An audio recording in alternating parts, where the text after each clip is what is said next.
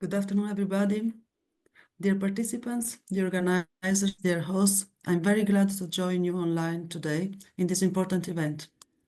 My name is Rita MARASCALCHI. I'm head of the Intercultural Inclusion Unit, the Council of Europe. Thank you very much for gathering us today to exchange on national and international partnerships to foster intercultural inclusion. In this context, I'm very happy to introduce you to the Intercultural Cities Program, a capacity building program to assist local and regional authorities worldwide in managing diversity as a collective advantage. We do so by accompanying local authorities in the design and implementation of intercultural integration strategies, policies, and measures.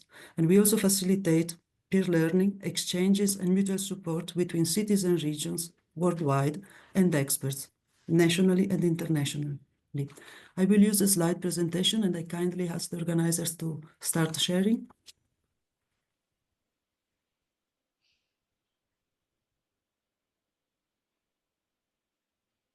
Before I start on Intercultural Cities Program, I give a bit of background of the organizations that launched it. So the Council of Europe is Europe's leading human rights organization in Europe. Its work is guided by the European Convention of Human Rights, which is overseen by the European Court of Human Rights, also based in Strasbourg. There are some 150 other treaties also developed and adopted through the Council of Europe that concern diverse subjects such as national minorities, artificial intelligence, integrity of sports, competition, and much more. Many sectors of the organization are concerned by the broader subject of inclusion, and the reports of monitoring bodies, like the European Commission Against Racism and Intolerance, are key documents in getting a sense of national and European trends in the field. So in the context of this big intergovernmental organization, the ICC program started as a small pilot project financed by the European Union back in 2008 with 11 cities, and became the main Council of Europe action on integration and inclusion in 2015. With the adoption of a recommendation by the Committee of Ministers to member states to endorse intercultural integration as an European policy model. The program now includes over 150 member cities and regions across the 5 continents. In Asia, cities from Japan, like Hamamatsu, and South Korea, like Guro, Ansan, and Asan, are members of the program. Next slide, please. My presentation today is divided in 2 parts. One, to present the intercultural approach to integration, and another one to present the Intercultural Cities Program, including the challenges it faces and the way forward. Next slide, please. So the intercultural approach is based, the Intercultural Cities Program is based on the intercultural approach and its principles. Let's see what it means. Please, next slide. So I mentioned that the program started back in 2008, and that was a moment when the shortcomings of the dominant integration models started to become more evident, and criticism was expressed by practitioners and politicians. Europe was also seeing an increase in anti-migration discourse in public and the rise of political movements that were hostile to migrants. What was questioned by many was the failure of the dominant models, assimilation and multiculturalism. Both were based on the sole recognition of rights to achieve full inclusion. The Council of Europe in that period also adopted the white paper on intercultural dialogue, a document that suggested that interculturalism could be a new way towards achieving successful integration, precisely thanks to its broader focus associating the rights and the social dimension. Since the notion of intercultural integration has evolved thanks to the Intercultural Cities Program and the rich experience and practice collected through the work with member cities. Intercultural integration is not anymore applied only to migrant integration. It is rather understood as the wider inclusion of the society within its diverse fabric. The intercultural integration models takes therefore into account all the diversities and ways in which multiple identities intersect with each other. Next slide, please. So as I just said, the intercultural approach, inclusion is not only about rights. but also the results of others that leads to social connection, mixing, contact, interaction, and ultimately social trust. It is therefore a holistic approach that conjugates the human rights and the social trust dimension by means of policies that foster contact.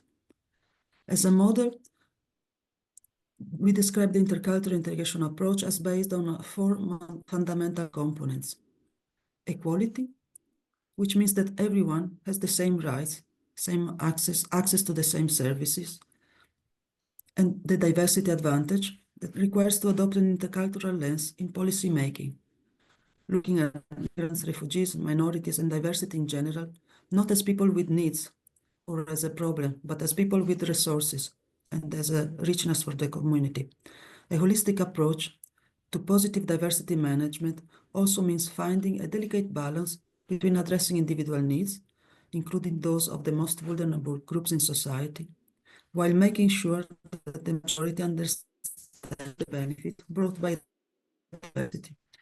Meaningful interaction is about building trust, creating occasion for building connection between diverse individuals and groups in the broader communities. And it requires also policies to transform the public space in a way that it multiplies occasions for encounters, exchanges, dialogue. Active citizenship and meaningful participation is the ingredient that ensures that no one is left aside, that even those who do not enjoy formal citizenship have a voice into shaping their local society. Next slide, please. In practice, what does an intercultural city look like?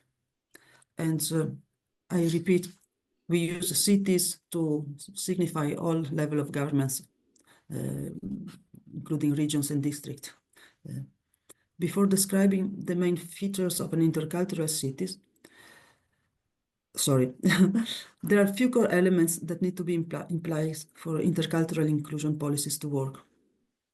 As I said, a framework of rights and responsibility, a strong political discourse in favor of openness to promote a shared vision of a local community as an open and inclusive entity that cultivates a pluralistic identity that recognizes that people who have chosen to move to a city have a cultural history, art, literature, language skills, talent, that if publicly recognized and supported, become a resource for the society as a whole.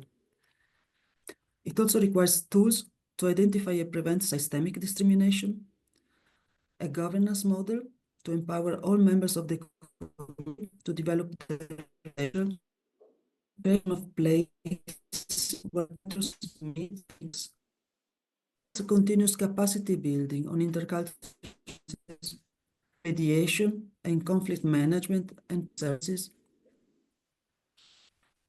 It also requires structures to promote active citizen mechanism for participation that will hesitate to share the common values regardless of their origins and background.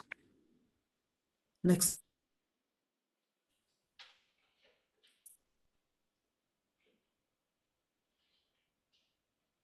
In short, an intercultural city is in all its aspects, from the vision to governance to services and institutions. However, inclusion doesn't by chance or one. Integration has to be built, kept alive. The complexity of the model lies in the fact that it requires multi-actor transversal implementation. In this context, the Intercultural Cities Program aims to accompany its members to achieve. See here what we consider to be the part of an intercultural cities. First, we have leadership that is supposed and associated to, and that is reflected in the public discourse and narrative used by the municipality. Communication about intercultural is necessary to create common understanding and conceptual elements of the approach. This should allow for the integration of this approach in all the details. This is made possible, highlighted, relevant beyond the already work on inequality, etc. This includes employment, planning, and so on. Participatory methods are necessary to buy-in and ownership by the whole society to ensure that all voices are heard. This is true throughout the process and at all stages of the implementation of intercultural policies, the design, the evaluation, etc. All the work culminates in the again, this is launched and human resources, its implementation. Having a place allows the community commitments to become concrete. The evaluation and the implementation ensure that the strategy is effective. And finally, continuous layer is an essential part of the cultural city because we need to learn and develop network. Next.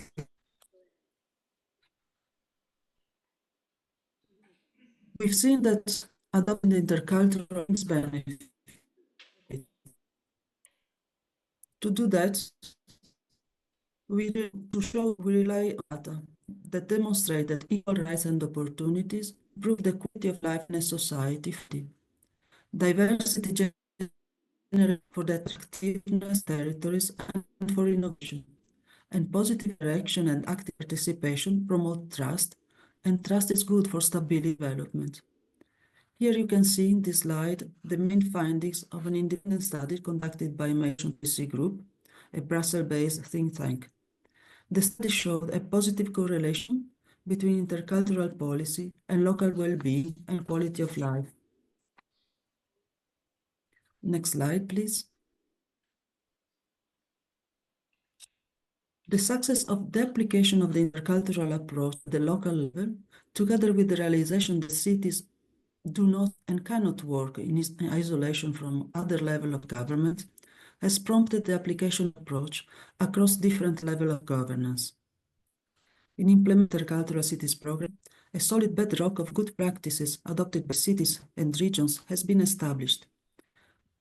This has clearly shown the value of the approaches taken at the local level and prompted the organization to promote it at the national level too. The central government have a key role to play in supporting local and regional authorities in their effort to promote inclusion. First of all, by giving them the means to do so, promoting the use of tools designed for this purpose locally is also one way of supporting cities to work on intercultural inclusion, which I'm pleased to say the Japanese Ministry of Foreign Affairs has done by providing funds for the translation of key texts and tools into Japanese. Migration policy is set at the national level, and it's crucial that states coordinate with other levels of government when implementing these policies to ensure the necessary competencies and capacities are there. But local level authorities can also show national authorities examples of good practices, initiatives which really work, with a view of promoting their rollout across the country. One such example is the anti-rumors methodology, which was developed as an initiative in the city of Barcelona and is now rolled out across many municipalities in Spain, and thanks to the Intercultural Cities program, across European and international cities too. This approach has also been taken up in two joint European Union and Council of Europe projects to foster intercultural inclusion of migrants in Finland and Cyprus, and creating or improving a framework of efficient multi-level governance for it, working with both national and local levels. This is to say that the work of intercultural inclusion is taken seriously in the Council of Europe and the European Union. And the encouraging thing is that the practice of cities leads to institutionalizing this approach through the Council of Europe, which is then given further action through projects financed by the EU. This all help to spread the influence of the intercultural inclusion approach and the Intercultural Cities Network. Next slide, please. I will now move to the second part of the presentation about the program itself. Next slide, please. Although the program is anchored in the Council of Europe structure, it is not limited to European cities. As I said before, we now have over 150 cities from the 5 continents, as you can see in the map. This really allows us to bring together cities with very different perspectives and experiences, which is the richness of our exchange and of the good practices that we collect and share across the network. The program brings these cities together, and in some cases, there are also national networks of cities, for example, in Portugal, Spain, Italy, Ukraine. Join the network voluntarily, as they wish to foster the inclusion of migrants locally to the benefit of the entire society. When cities join, they undertake particular commitments. For example, they should ensure the commitment of the local authorities to the principle of objectives of the Intercultural Cities Program and its endorsements. They should announce publicly the city's commitment with intercultural inclusion. They commit to work towards a local intercultural strategy and action plan. They also should engage the representatives of the local community, both elected officials and on a cross-party basis, and civil society members in the development of the city's intercultural strategy and its implementation. And they should encourage and facilitate the participation of local media, civil society organizations in the process of preparation of the local intercultural strategy and its implementation. Next slide, please. Let's just take a brief moment to look at the benefits of being a member, which are multiple. Networking, for instance, the ICC program, the Intercultural Cities Program, gives access to contacts and to meet representatives from cities across the globe, all committed towards the same goal. That is a powerful tool for building solidarity across borders and sharing good practices and finding solutions to challenges together. The index, developed by the program, which I will present more in detail a bit later, is a powerful diagnostic, motivational, and policy and monitoring tool. It provides the basis for tailored support on improving the intercultural inclusion of migrants. Peer learning and international expertise, we have a huge range of resources, which I'll present shortly later, as well as a database of good practices. All is publicly available on our website. We can also organize training sessions, support initiatives which work, and organize study visits to ensure that decision makers and technical staff at local level can learn from each other and take the time to understand the issues and possible solutions. Communication is another benefit, as intercultural cities members and their good practices are given visibility on our website. They are also asked to visibly manifest in their city their addition to the program as a sign of their determination to create an inclusive vision for their community. Next slide, please.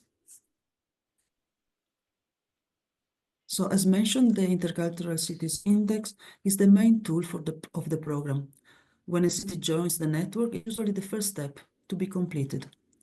It provides a baseline to understand the current situation of the city in terms of intercultural inclusion and to initiate internal dialogue and reflection.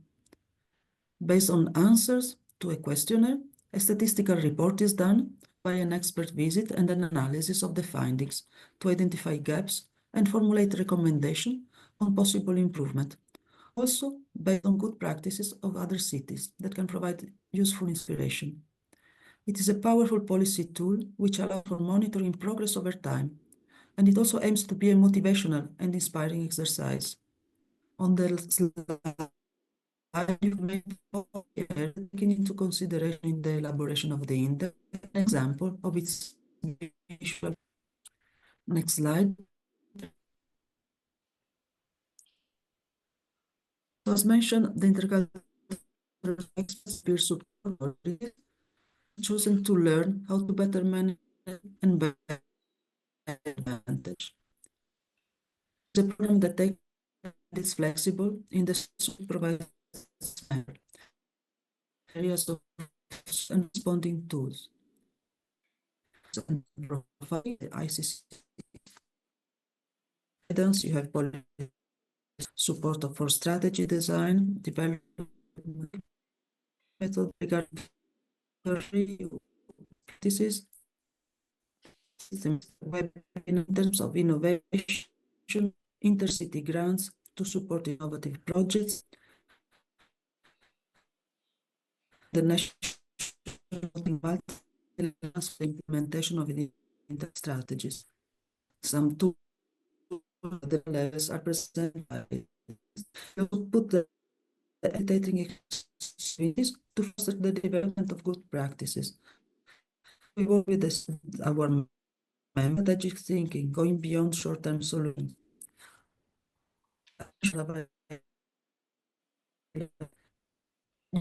By ethics.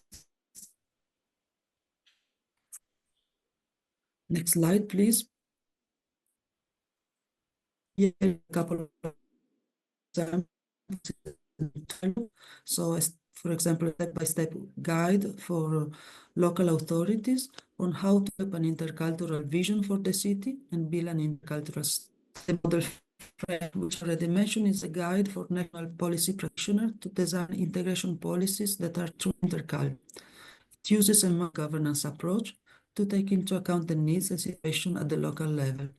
Also many other sources, like for intercultural strategies, on building anti-rumor strategies, on community policing, as well as a training manual on boosting intercultural competencies through designing tailored training courses. Next slide, please. Here are two examples of thematic tools. Intercultural competencies refers to the body of knowledge, skills, attitude, and behaviors that enable individuals, organizations to act in an interculturally appropriate manner. It's a key competence within our member cities and a priority for many of them. For that reason, a handbook on designing training on intercultural competencies has been developed to support public authorities to design their own tailor-made training courses. Part 1 is on the key principle and part 2 on the concept. Next slide, please. Next, thank you. So many resources that you will find on the website are translated in multiple languages. And thank you to the Japanese Ministry of Foreign Affairs.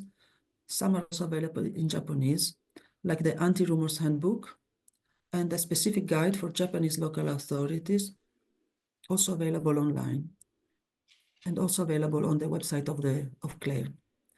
The Committee of Ministers recommendation on multi-level policies and governance for intercultural integration has also been translated into Japanese. We, of course, strongly welcome this initiative, which serves to promote the intercultural approach further in Japan. Next slide, please. I've been asked to share some thought about the challenges facing the network.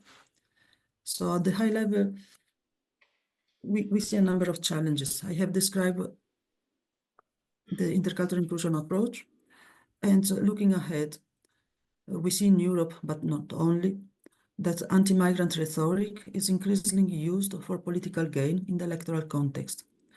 That fuels xenophobia, hate, and fear of the other, which erodes social cohesion. Ms. MARASCALCHI, your time is almost up. Could you please close up your presentation? Thank you. Okay. Yes, I only have one more slide, one or two. Thank you. So this fuels polarization and volatile context and democratic backsliding.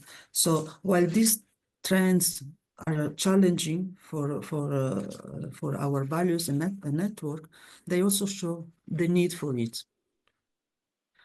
We also see, related to this, a growing demand for membership.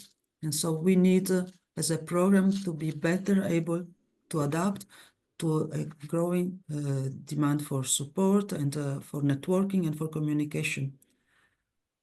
This is another challenge that we have to deal with, and to which we respond by being flexible and by trying and make the most out of the resources that the members themselves can provide in terms of experience, in terms of lessons learned, and in terms of good practices. Next slide. I think I briefly summarize the way forward. So we will be focusing on the local and the regional level, but also try to mobilize member states in pursuing a multi-level governance approach, so that's where it's possible, even more effective and cohesion.